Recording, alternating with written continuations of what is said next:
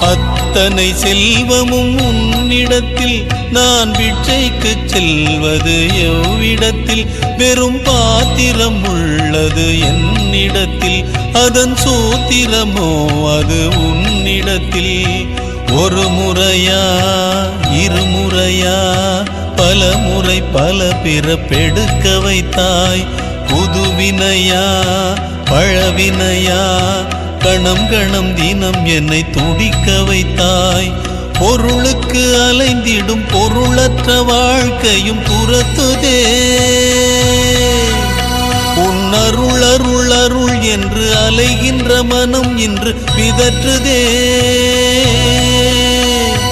அருள் நிறையும் அருணையே ரமணன் என்னும் கருணையே, உன் திருக்கரம் என்னை அரவணை துணதருள் பெற